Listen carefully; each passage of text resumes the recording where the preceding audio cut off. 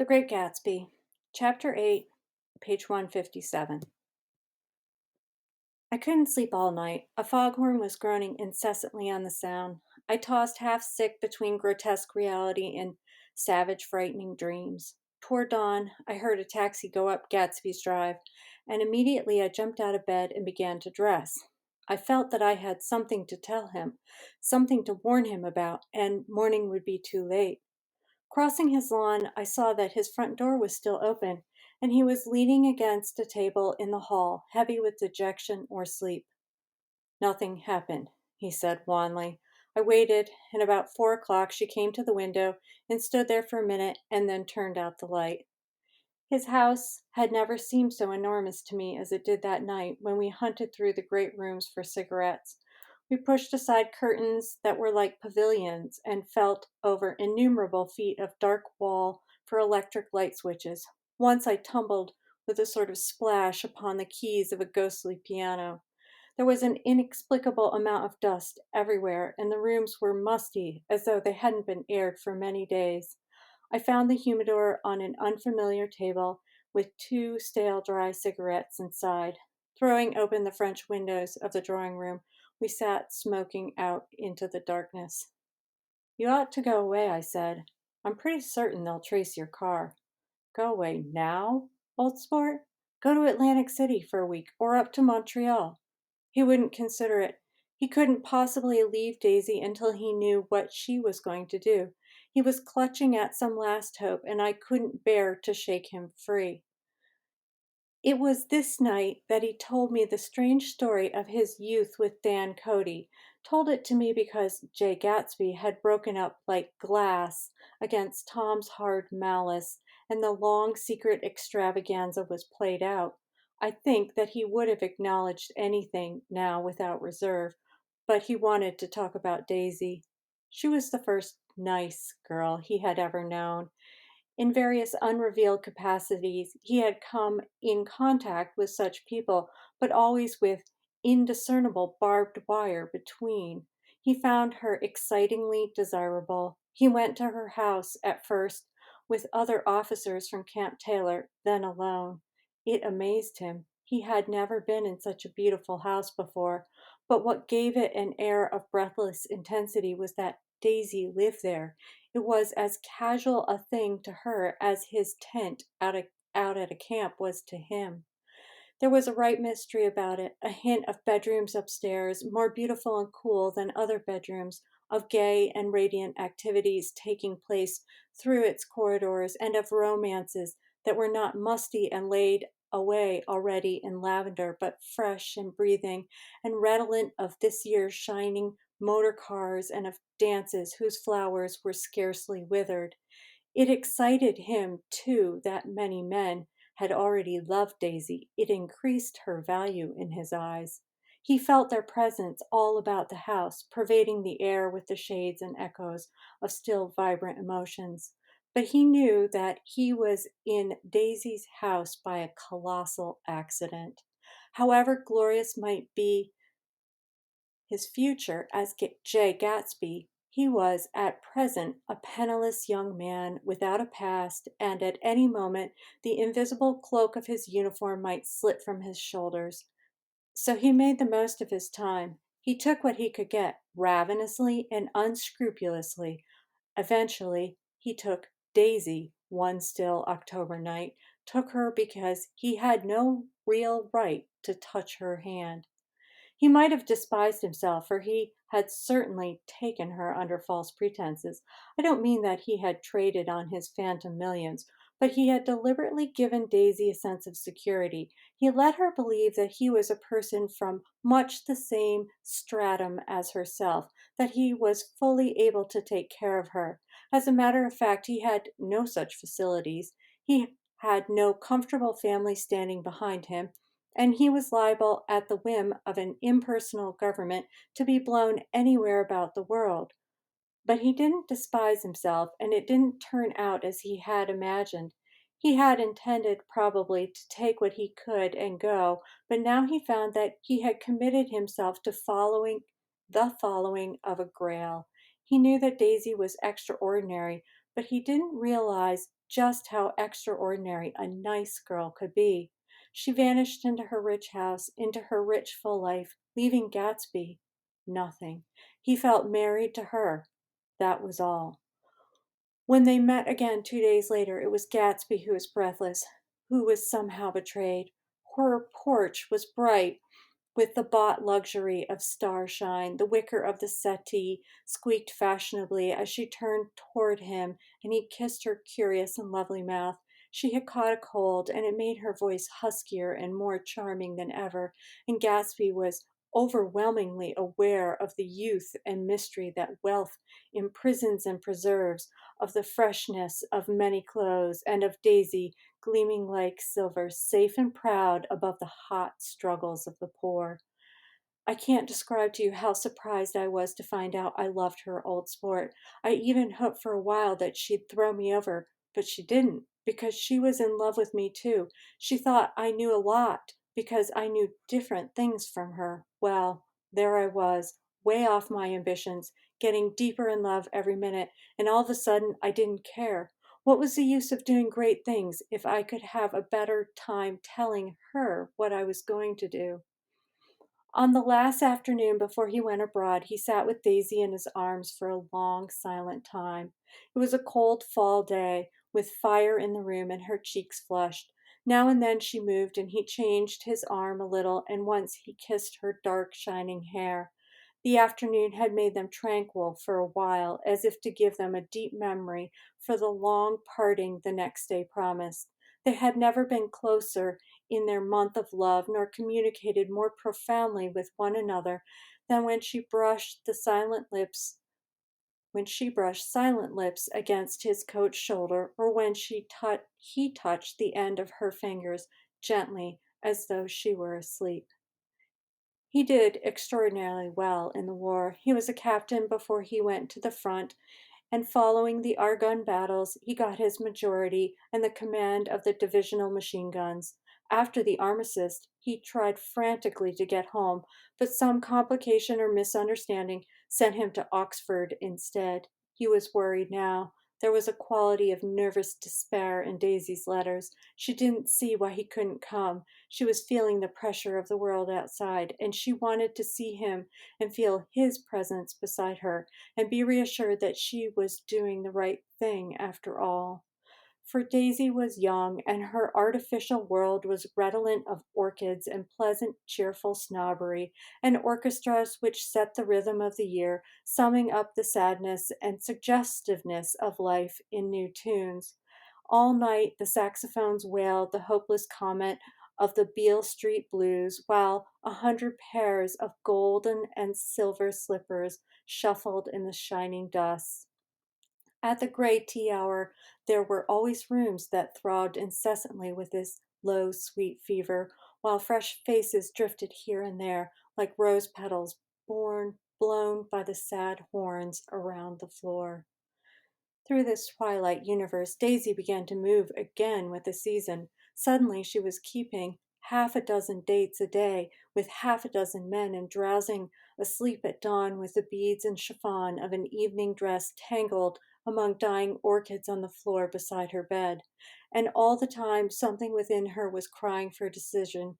She wanted her life shaped now, immediately, and the decision must be made by some force of love, of money, of unquestionable practicality that was close at hand. That force took the shape in the middle of spring with the arrival of Tom Buchanan. There was a wholesome bulkiness about his person and his position, and Daisy was flattered. Doubtless there was a certain struggle and a certain relief. The letter reached Gatsby while he was still at Oxford. It was dawn now on Long Island, and we went about opening the rest of the windows downstairs, filling the house with gray turning, gold turning light. The shadow of a tree fell abruptly across the dew, and ghostly birds began to sing among the blue leaves. There was a slow, pleasant movement in the air, scarcely a wind, promising a cool, lovely day.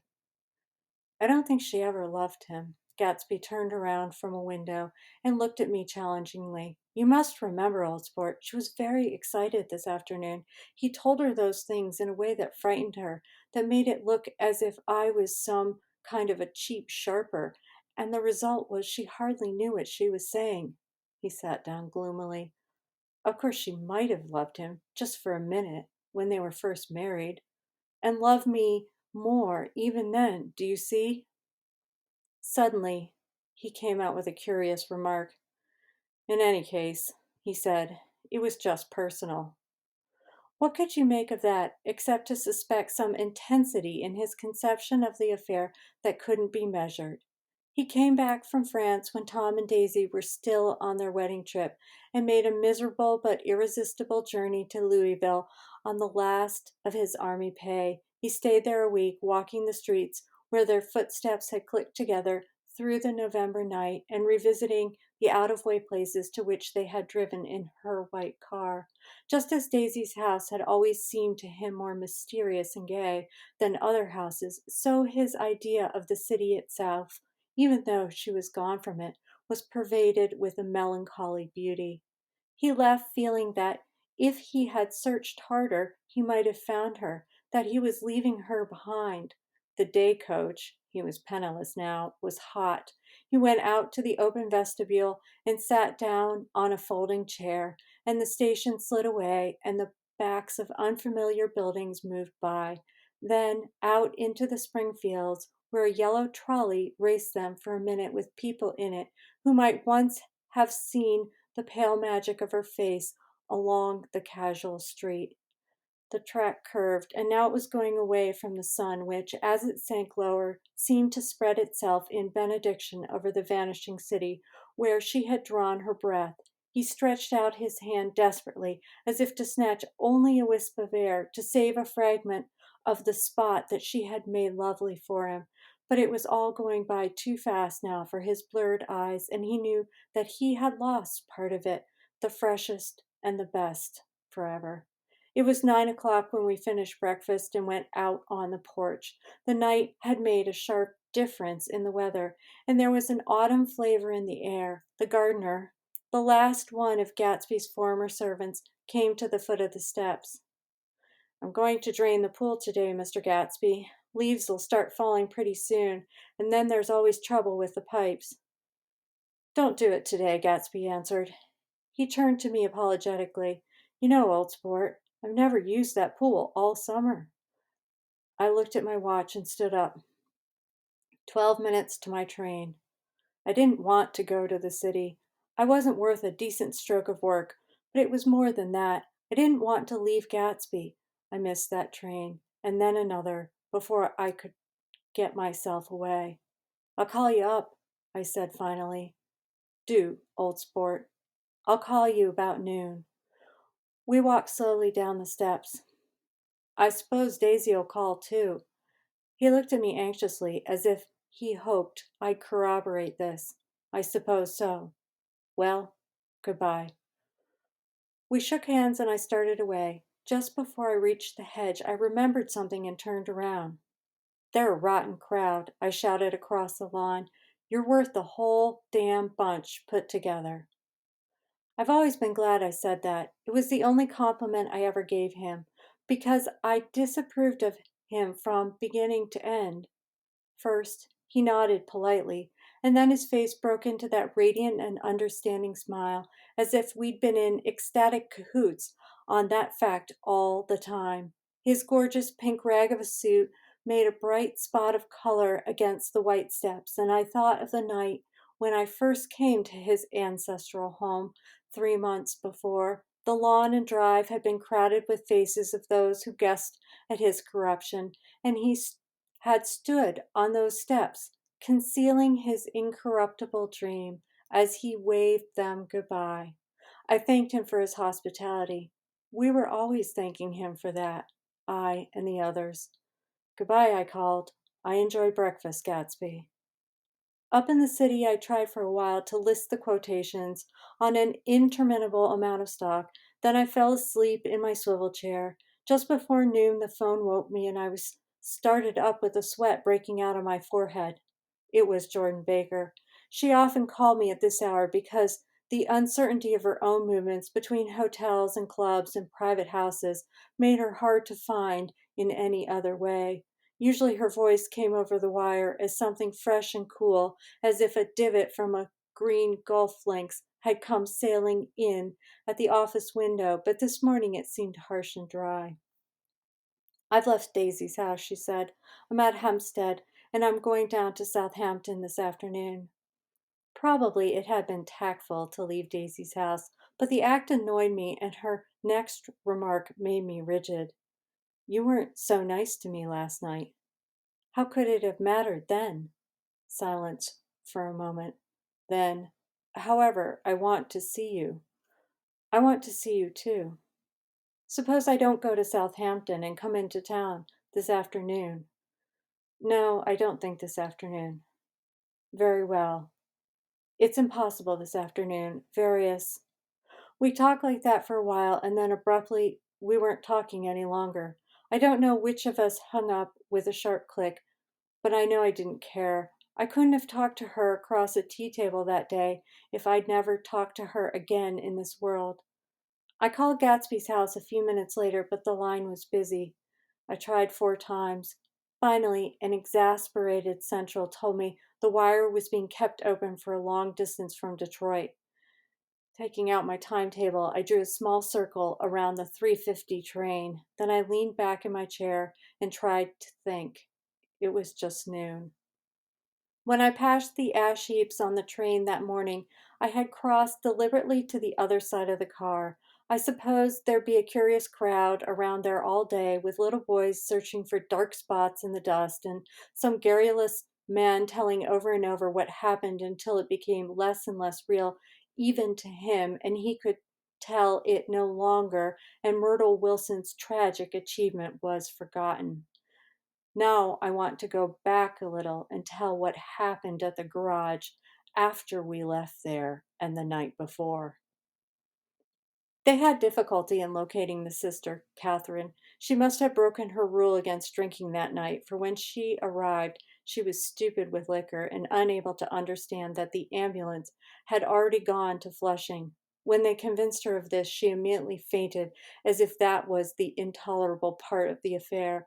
Someone kind or curious took her in his car and drove her in the wake of her sister's body. Until after until long after midnight, a changing crowd lapped up against the front of the garage while George Wilson rocked himself back and forth on the couch inside. For a while, the door of the office was open, and everyone who came into the garage glanced irresistibly through it. Finally, someone said it was a shame and closed the door. McAllis and several other men were with him. First 4 or 5 men, later 2 or 3 men. Still later, McAllis had to ask the last stranger to wait there 15 minutes longer while he went back to his own place and made a pot of coffee. After that, he stayed there alone with Wilson until dawn. About 3 o'clock, the quality of Wilson's incoherent muttering changed. He grew quieter and began to talk about the yellow car. He announced that he had a way of finding out whom the yellow car belonged to, and then he blurted out that a couple months ago his wife had come from the city with her face bruised and her nose swollen. But when he heard himself say this, he flinched and began to cry, "Oh my God," again in his groaning voice. McAllis made a clumsy attempt to distract him. How long you been married, George? Come on there. Try and sit still a minute and answer my question. How long have you been married? 12 years. Ever had any children? Come on, George, sit still. I asked you a question. Did you have any children? The hard brown beetles kept thudding against the dull light, and whenever McAllis heard a car go tearing along the road outside, it sounded to him like the car that hadn't stopped a few hours before. He didn't like to go into the garage because the workbench was stained where the body had been lying, so he moved uncomfortably around the office. He knew every object in it before morning, and from time to time sat down beside Wilson to keep him more quiet. Have you got a church you go to sometimes, George? Maybe even if you haven't been there for a long time, maybe I could call up the church and get a priest to come over and he could talk to you, see? Don't belong to any. You ought to have a church, George, for times like this. You must have gone to church once. Didn't you get married in a church? Listen, George, listen to me. Didn't you get married in a church? That was a long time ago. The effort of answering broke the rhythm of his rocking. For a moment he was silent. Then the same half knowing, half bewildered look came back into his faded eyes. Look in the drawer there, he said, pointing at the desk. Which drawer? That drawer. That one. McAllis opened the drawer nearest his hand. There was nothing in it but a small, expensive dog leash made of leather and braided silver. It was apparently new. This? He inquired, holding it up. Wilson stared and nodded. I found it yesterday afternoon. She tried to tell me about it, but I knew it was something funny. You mean your wife bought it? She had it wrapped in tissue paper on her bureau. McAllis didn't see anything odd in that, and he gave Wilson a dozen reasons why his wife might have bought the dog leash. But conceivably, Wilson had heard some of these same explanations before from Myrtle, because he began saying, "Oh my God," again in a whisper. His comforter left several explanations in the air. Then he killed her, said Wilson. His mouth dropped open suddenly. Who did? I have a way of finding out. You're morbid, George, said his friend. This has been a strain to you, and you don't know what you're saying. You better try and sit quiet till morning. He murdered her. It was an accident, George. Wilson shook his head. His eyes narrowed and his mouth widened slightly with a ghost of a superior. I know, he said definitely. I'm one of these trusting fellas, and I don't think any harm of nobody, but when I get to know a thing, I know it. It was the man in the car. She ran out to speak to him, and he wouldn't stop. McAllis had seen this too, but it hadn't occurred to him that there was any special significance in it. He believed that Mrs. Wilson had been running away from her husband rather than trying to stop any particular car. How could she have how could she have been like that? She's a deep one, said Wilson, as if that answered the question. Ah. He began to rock again. McAllis stood twisting the leash in his hand.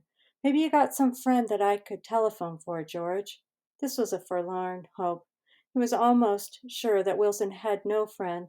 There was not enough of him for his wife. He was glad a little later when he noticed a change in the room, a blue quickening by the window, and realized that dawn wasn't far off.